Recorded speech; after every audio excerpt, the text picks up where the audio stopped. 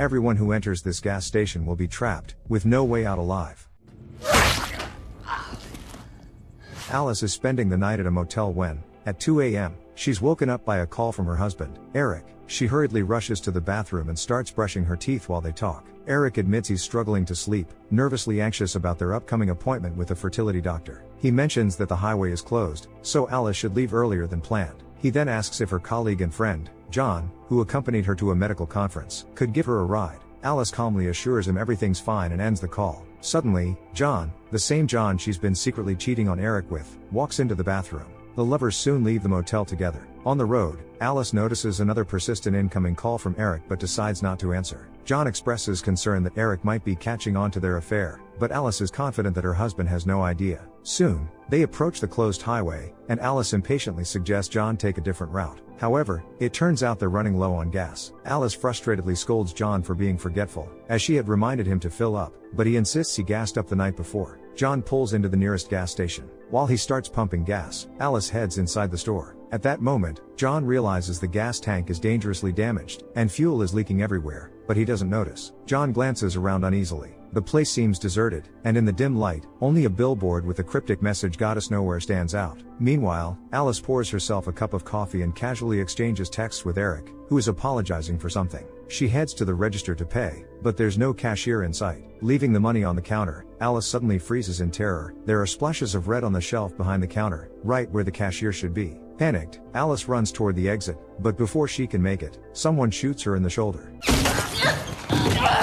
The gunfire continues relentlessly, but Alice manages to take cover behind the shelves. She calls out desperately for John, but he's oblivious, lost in his music with his eyes closed. Alice wraps her wound with her sweater and looks around, hoping to make a break for it. Suddenly, another shot is fired, this time from the direction of the billboard. Alice barely manages to dodge the bullet. She shouts for John again, but he remains unaware of the chaos unfolding inside the store. Realizing she's on her own, Alice decides to reach for her phone, which she dropped when the shooting began. She carefully inches past the shelves, but just as she extends her hand toward the phone, it's shot to pieces by the mysterious gunman. Writhing in pain, Alice spots something on the security footage. There's a back exit. Hope flickers inside her. Suddenly, she hears an unfamiliar voice calling out a name. Amelia. Alice glances around and notices a walkie-talkie on the counter. It could be her only chance for help, but the device is within the sniper's line of sight. Determined, Alice devises a plan. She tosses a bag of chips into the air, and the sniper immediately fires at it. She throws another, and as the second shot rings out, she makes a dash for the walkie-talkie. Where are you? Meanwhile, John notices that the gas gauge is dropping again, even though the car hasn't moved. Confused, he steps out and finally discovers the gas tank is leaking. Inside the store, Alice frantically speaks into the walkie-talkie, pleading with the man on the other end to call the police. But instead of helping, the man demands to know what happened to his wife, Amelia. At that moment, John finally enters the store to check on Alice. As soon as he spots her, the sniper fires, hitting him in the neck. John collapses to the floor, gasping for Alice to help him, but before she can react, the sniper fires again, killing him instantly. Shocked and horrified, Alice tries to regain her composure. The man on the walkie-talkie is still on the line, pressing her for answers. In her panic, she realizes she's dropped the device during the shooting. Using a nearby mop, she manages to drag it back toward her. Alice tells the man that someone has just killed her friend and is now trying to kill her too. She insists that there's no Amelia, and that she's alone in the store. Finally, the man agrees to call the police, and he tells Alice that help will arrive in 15 minutes. Relieved, she thanks him and asks him to stay on the line. He begins asking how she ended up at the gas station, but suddenly, his tone shifts. He coldly reveals that he was the one who shot John in the head. Horrified, Alice throws the walkie-talkie away, but the sniper's voice crackles through, ordering her to stand where he can see her. Paralyzed with fear, she doesn't move, and the sniper warns that he'll come in himself if she doesn't obey. Desperate, Alice notices a row of light switches on the wall. She begins throwing objects at them, hoping that if she can plunge the store into darkness, she might have a chance to escape the crazed gunman. But her aim is off, and nothing works. Then, she makes a discovery. The shelf she's hiding behind is on wheels. Summoning all her strength, she starts to push the shelf to create a barrier between her and the sniper. Noticing the movement, the sniper fires again, bullets ricocheting off the metal as she desperately moves the shelf forward.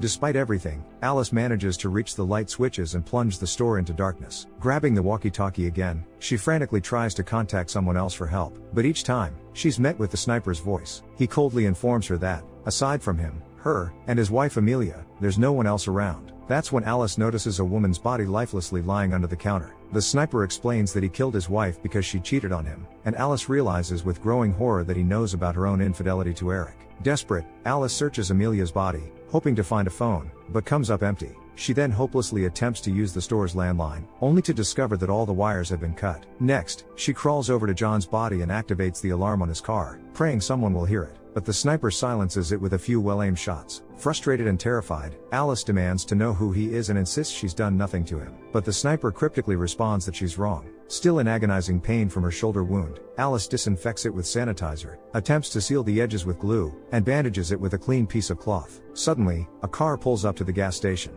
A man named Doug enters, calling out for Amelia. Alice immediately screams at him to get down and pleads for him to call the police, but Doug says he left his phone in the car. Alice warns him that they can't leave because the sniper is still firing, but then it hits her. There hasn't been a single shot since Doug walked in. Suspicious, Alice eyes Doug and begins to suspect he might be the sniper. Grabbing a hammer, she readies herself to defend against a potential attack. Meanwhile, Doug crawls over to Amelia's body and begins to sob over her. Spotting the hammer in Alice's hands, Doug quickly assures her that he's not the sniper. Don't move! Stay where you are! Doug explains that he and Amelia had been dating and both worked at the gas station together. Alice tells him that Amelia was the sniper's wife, but Doug insists that Amelia was never married and that the sniper is lying. Alice remains skeptical, finding Doug's sudden appearance too suspicious and convenient. When Doug learns that Alice had been communicating with the sniper over the walkie-talkie, he suggests they contact him again and bluff, telling the sniper they've called the police. After all, the sniper doesn't know Doug left his phone in the locked car. Alice tries calling the sniper several times over the static-filled radio, but there's no response. Growing more suspicious of Doug, she challenges him to go and retrieve his phone to prove his innocence. Terrified, Doug refuses, not wanting to risk getting shot, but Alice insists, promising she'll distract the sniper long enough for Doug to grab his phone. Reluctantly, Doug finally agrees, his heart racing. He successfully makes it out of the store and cautiously reaches for his phone, but the moment his hand touches it, the sniper fires, hitting Doug unexpectedly. Soon, the sniper reaches out to Alice again over the radio. He accuses her of setting Doug up to be killed and demands that she confess the truth about herself. The sniper reveals that he knows Alice had been returning from a conference and works for a pharmaceutical company. He accuses her of using that as a front for trafficking illegal substances and claims that many people would want her dead for it. Alice denies this, explaining that she's just the vice president of marketing and focuses on social media, not manufacturing. But the sniper insists that's even worse, claiming she's the one pushing these substances on people through advertising. He bombards Alice with further accusations, stating she climbed the corporate ladder by falsely accusing her former boss of sexual harassment. According to the sniper, this accusation cost her boss his job, leaving him with a mortgage and a sick daughter he can no longer afford to care for. As the sniper rants, Alice stumbles upon a box labeled with the name Henry, containing personal items that seem to have been left behind. She figures Henry must have worked at the gas station before, but never returned to collect his belongings. Alice begins to suspect that Henry might be the sniper, a man consumed by resentment and bitterness toward the world. Then, she notices a display filled with umbrellas. While the sniper continues to rant about her sins, Alice opens several umbrellas, creating barriers to block his line of sight. It doesn't take long for the sniper to notice the makeshift barricade of umbrellas, and he immediately opens fire, riddling the umbrellas with bullets.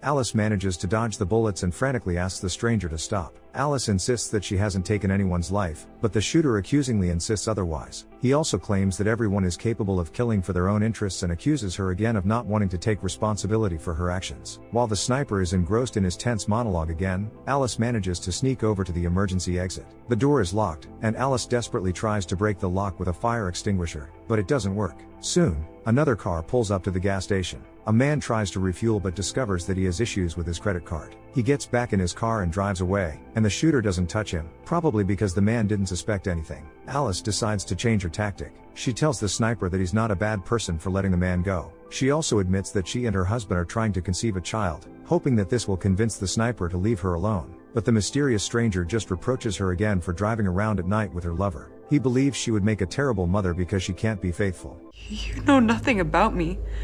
I know you more than you think.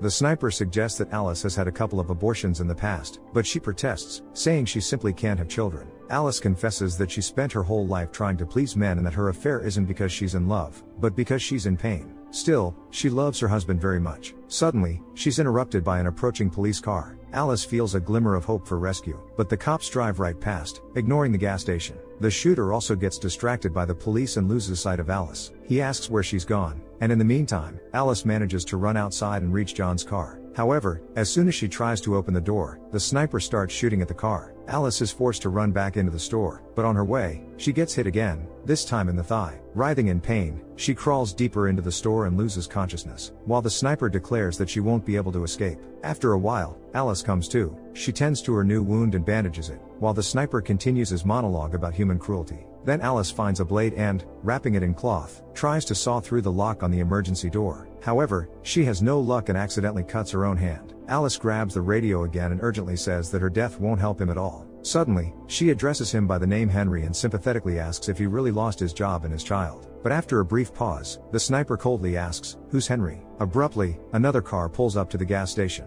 An elderly man gets out and suddenly discovers Doug's body. Alice desperately pounds on the window, trying to signal him to hide and call the police, but at that moment, the sniper mercilessly shoots the man. His wife rushes out of the car, but she meets the same fate. The sniper continues talking and tells the stunned Alice that they're alike and that those are the same genes she'll pass on to her future child if she can have one. Furious, Alice declares that's exactly why she doesn't want to have kids, so they won't turn out like him, cowards hiding in the dark and shooting innocent people. And it's the same choice your mother would have made if she knew what you become! Alice says this while standing helplessly in the doorway, and then she notices that in the car where the elderly couple just got out, there's a girl named Cindy. Cindy innocently runs to her grandmother and grandfather, but Alice quickly writes a note on paper towels, desperately telling her to go back to the car. Alice frantically pleads with the sniper to spare the girl's life, but he coldly offers to trade her life for Cindy's. Alice agrees because that's the only way she can save an innocent life. The sniper demands that she make the girl move far away from the gas station and then come out into the light herself. Alice tells Cindy to run toward the road, but the girl gets scared and runs back into the store. Realizing that the girl is now trapped, Alice locks the front door and tries to cut the lock on the emergency exit again. This time, she succeeds, but at that moment, the mysterious shooter appears from behind a billboard and heads toward the store. Alice and Cindy find themselves in a storage room, but they discover there's another gate that's also locked. Alice hides Cindy under the stairs and arms herself with makeshift weapons, preparing to confront the sniper. Soon, the sniper in a black mask enters the store. He asks Alice who she thinks he is. Someone hired by her husband? Perhaps an unjustly fired colleague? Or maybe a disgruntled subordinate? Or is he someone whose life she ruined with her advertisements for medications? In the meantime, he nearly spots Alice, but she manages to ambush the sniper and stab him in the back with a metal rod. However, the sniper still has the strength to fight back, and a struggle ensues. Alice tries to rip the mask off his face, but he shoots her again, and she falls to the floor. No more. Cindy watches the horrifying scene unfold, and soon the sniper finds her. He opens the gate and prepares to remove his mask, assuring the girl that she has nothing to fear anymore. But just then, Alice swiftly appears behind him. She strikes him brutally with the fire extinguisher and then tries again to see his face. However, the sniper violently starts to resist, and she pushes his head under a hydraulic press. As a result, the sniper's head is turned into mush, leaving his identity horrifyingly unknown. Meanwhile, morning arrives. Alice completely loses her strength after the agonizing third gunshot wound to her abdomen, and a frightened Cindy runs out of the store and onto the road, becoming the sole survivor of this massacre. Who do you think among Alice's acquaintances could have taken such a drastic step for revenge? Was it really worth it? We'd love to hear your thoughts in the comments down below. Don't forget to like this video and subscribe.